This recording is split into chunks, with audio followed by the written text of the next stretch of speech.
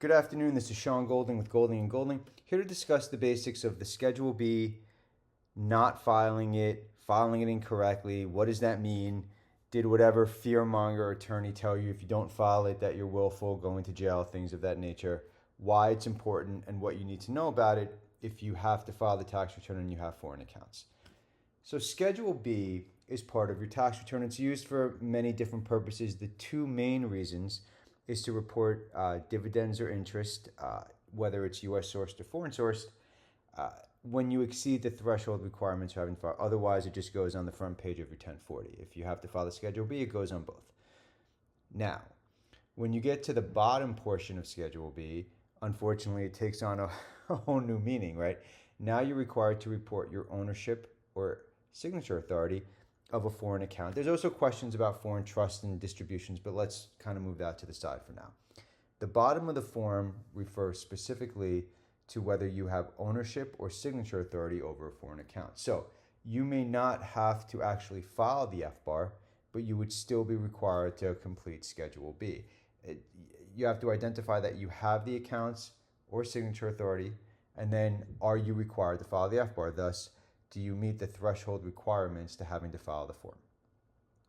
Just to reiterate or to kind of go over for a minute, if you're listening to this, you probably know what the FBAR is, but FBAR is Foreign Bank and Financial Account Reporting. It's used to report foreign bank and financial accounts, savings, investment, current accounts, fixed deposits, life insurance, mutual funds, pensions, a whole lot of different things, right?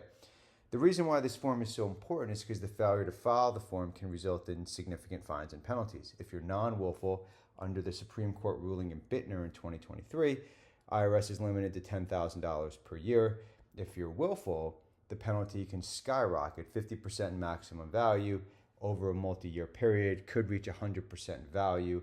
Can't really go over 100%. Back in the day, you could up to 300%, which would reflect 50% penalty per year for 6 years. So you don't want to be willful, right? I mean, you don't want to be non-willful either, but non-willful is not intentional. It's basically just a mistake. With willfulness, it could be a significant impact. Well, so can non-willfulness, but you really don't want to be willful because the penalties can be exorbitant. So a lot of times taxpayers will come to us and they go, oh, I spoke to so-and-so attorney and they said just because I didn't do Schedule B correctly, I'm automatically willful. I can't do the Streamline Procedures or delinquency, and it's nonsense. So let's kind of go through. There's something called the Streamline Procedures, which is what many taxpayers use when they're non-willful. They want to disclose their unreported foreign accounts, assets, and investments.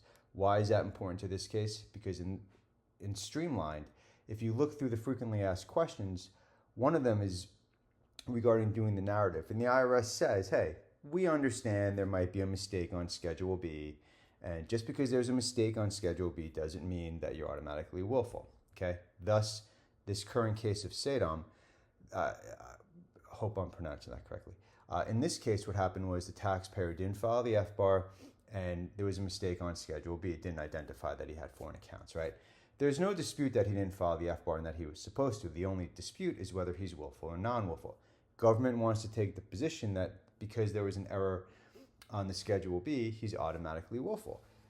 Defendant doesn't want to take that position, and so they defended against the summary judgment, and the court agreed with the defendant. Why?